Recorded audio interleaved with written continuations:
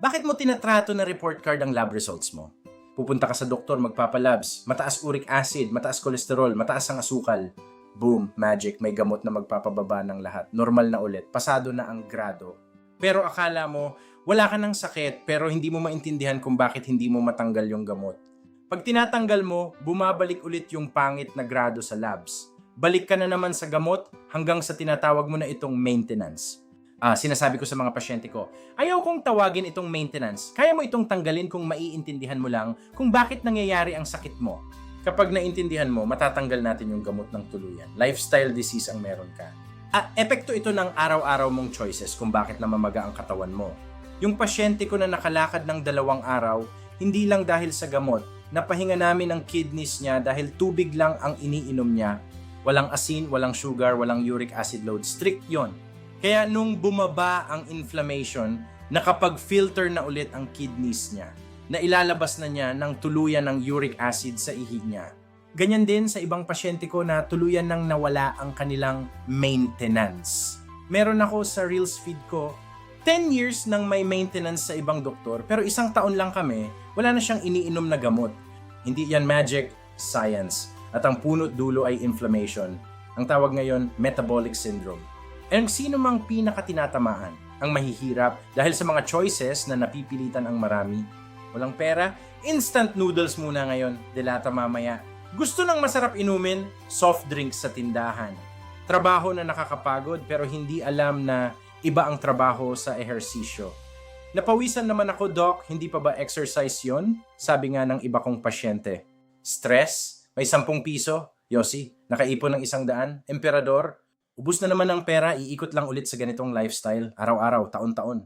Hindi mabago dahil sa kahirapan, hanggang sa magkakasakit, hanggang sa kulang na ang pera, kasi yung magagandang gamot ngayon, pangmayaman daw. At kung hindi magagawa ng paraan, dialysis, atake sa puso, putol ang paa, stroke, pagkabulag. At ang mas masaklap, hindi lang isa sa pamilya, sunod-sunod. Ilang beses na ba natin narinig, hindi pa tapos ang lamay, yung asawa naman ang inatake sa puso? Sasabihin malas, pero ang totoo, pareho lang lifestyle ng buong pamilya. Nakita ko sa ibang bansa, hindi kahirapan ang punot dulo ng unhealthy lifestyle. Ang punot dulo ay choices.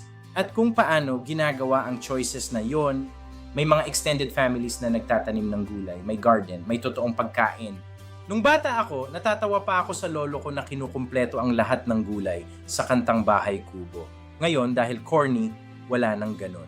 Kasi ang in ngayon ay instant. Punta ka sa tindahan o convenience store pag gutom, hindi na kailangan magluto. Halos wala ng totoong pagkain ng mga tao. Kailangan may lasa, kailangan may asukal, kailangan may mantika.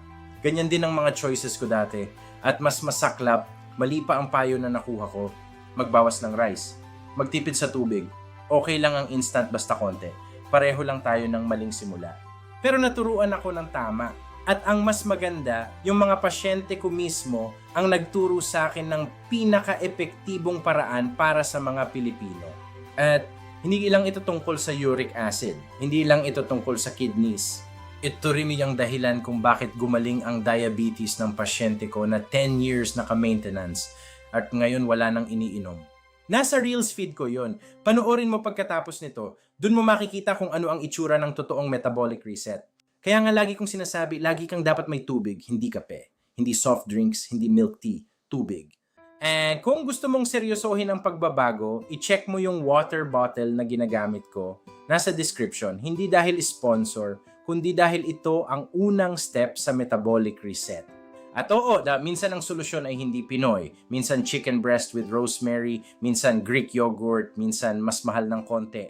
Pero mas mura kaysa dialysis, mas mura kaysa maintenance, mas mura kaysa lamay. Kung gusto mo ng choices, yung choices na gumana sa mga pasyente ko, yung choices na kaya ng Pilipino, yung choices na kayang baguhin ang buong pamilya, dito ka lang.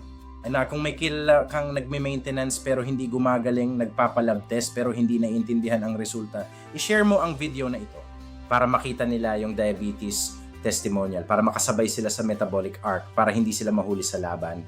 Hindi ito malas, hindi ito lahi, hindi ito sumpa, lifestyle. At lifestyle ang kaya nating baguhin, sama-sama.